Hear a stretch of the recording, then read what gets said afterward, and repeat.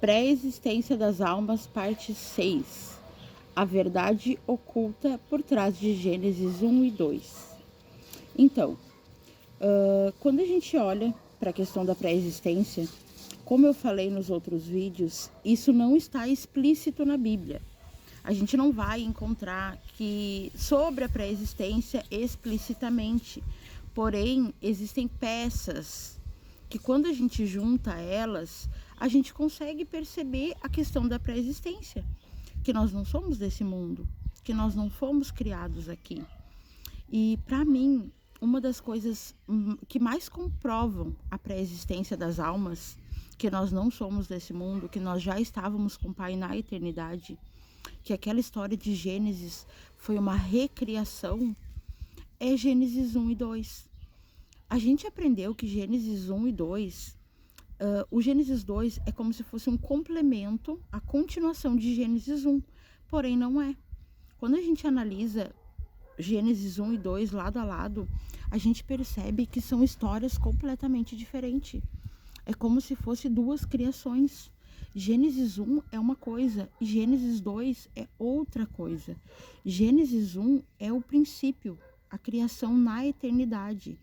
É a verdadeira origem, a criação original.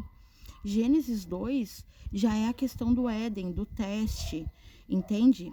Quando a gente olha para Gênesis 1, verso 11, vai dizer o seguinte: E disse Deus, que a terra produza relva, e ervas que deem frutos, e árvores que deem frutos segundo a sua espécie, cuja semente esteja no fruto, sobre a terra. E assim aconteceu.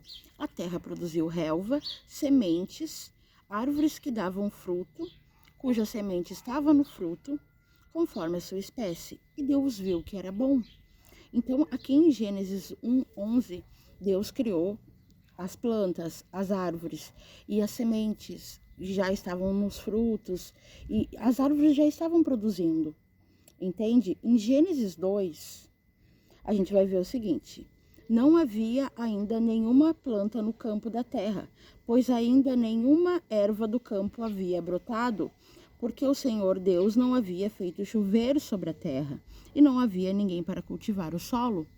Então, peraí, como que em Gênesis 1, verso 11, brotou relva, ervas, árvores que davam fruto segundo a sua espécie, os frutos, a própria semente estava dentro do fruto, ou seja, ela se produz por si só, né? Porque no próprio fruto existe a semente que vai dar outras árvores e assim sucessivamente. Então, em Gênesis 1, as coisas já tinham acontecido, já tinha brotado, já tinha tudo. Em Gênesis 2 ainda não tinha nada. Como que em Gênesis 2 ainda não tinha nenhuma planta no campo? Se em Gênesis 1 Deus mandou brotar e tudo aconteceu, Deus viu que era bom. Então a história não fecha. Em Gênesis 1, a gente vê Deus criando a humanidade segundo a sua imagem e conforme a sua semelhança. Macho e fêmea os criou. Então, em Gênesis 1, Deus está criando a humanidade segundo a sua imagem e conforme a sua semelhança. Macho e fêmea os criou. Em Gênesis 2, o homem está sendo feito do pó da terra. E Deus sopra o espírito de vida nas narinas de Adão. Após isso, Deus faz Adão entrar num sono profundo e dali ele tira Eva. Entende? Que não é a mesma história, a história não fecha, não bate. Então, em Gênesis 1, está contando a história do princípio, a nossa verdadeira criação, quando fomos feitos imagem e semelhança do Altíssimo. Gênesis 2 já é o início do teste.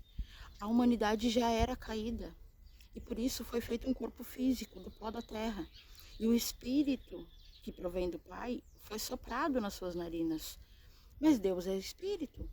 Deus não é feito do pó da terra. Então, se nós fomos feitos imagem e semelhança de Deus, essa é a nossa verdadeira origem, que está lá em Gênesis 1.